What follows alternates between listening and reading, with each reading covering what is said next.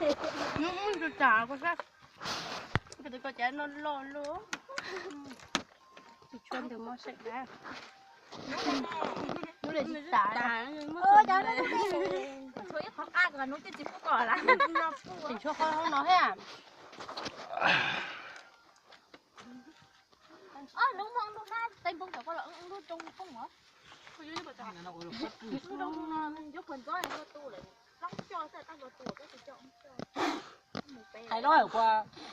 Nè, thôi là. Chúng mình nghe mà. Ít thế bất chứ. Còn chút cái sao giờ sao nó lu nó là. Nhà cho cái chế có số. Bây giờ cho nên đấy gì có chân tiền nó muốn lu nữa á. Tao cũng biết không đâu. Tao chỉ có cái là tao nó ít trong nhà. Mua kia là Ừ thì mua tao cho nó tao lại cho cô xé thôi á. một luồng một thằng bên nào bóng tù. Cho thế nhé. Cái đồ kinh là to nữa.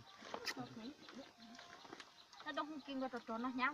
Đúng rồi, cái đây là phải cái hạt chi ta. Cho xí đâu có chứ mà.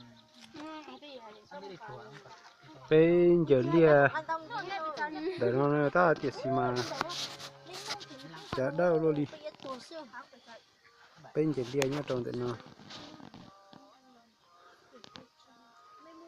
nhờ khó cứ hà gì nó thì cái tôi muốn giờ chồng lê Nó nghe hay làm việc. Nó chỉ là tao lúc hay đi thằng 8 tuổi này Nó có bao nhiêu chứ nào? Nó thật. Hỏi nó sao cô tao thì tao. Không hỏi vô cô tao hỏi nào. thế phải thời ní. Nó cá lò xẻ, đây là thành xẻ. ôi Bên đây rau tả rau tí chỉ cháu no nè chỗ của cho chứ của cho là khó cho từ từ lò em mới cứ qua chốt rồi. Đây sẽ chỉ có lò có sẽ nó sẽ bán nha. đây là thêm thứ ba Cô sao sợ nó lên sẽ màn để kẹt. Hay. Chú đây ta. Nó như đây cho nó cái tổ thay. Nó biết cho nó đây cô cho nó thành to chứ. Nó thành gì đâu. Nó không quan xí số là. Cho cô cho đây các bạn ta con luôn sợ đây em mong đây nghe chứ cô kìa cô sâu là cái hay cô đây là tao đấy wow chụp ảnh cái chụp nó có khu gì đó có lúc bây giờ bay xuống tới ở bên dậy như là tao hay chú ơi nó dậy có bị nhiều kéo dậy bay con mẹ cô nó chỉ cái thằng dậy không Cái chuyện nó muốn nó tạt đó.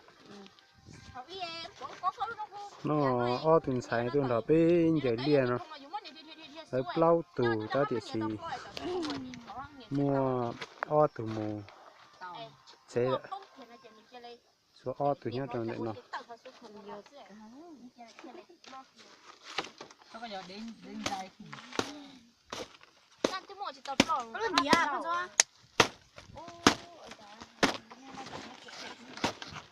Này chỉ thằng này thầu nha. Quá trời trời. Phải lo rồi. Cái gì cứ lúc con chưa kia rồi. Nhãn đó cũng là trời nó từ hiang quá là chỉ có cái. Cho nên đây cứ ở trong Trời còn những giấy tua mà. mua sách nó lo cái bên tôi này nó lo Nó chỉ lo gì đó. Sách gì thế? Ôi, tại đây tao thấy phải cơ. Tụiมันtuôn chỉ sao? Có những tôi biết sợ tôi chưa rồi Chẳng có sao đang video kiểu. Hỏi anh không chia đó. Tôi nghĩ kìa, nó món lòng tha nó bán ra món lòng mình. Được không? Cho xe mới ra rồi thì có sạch được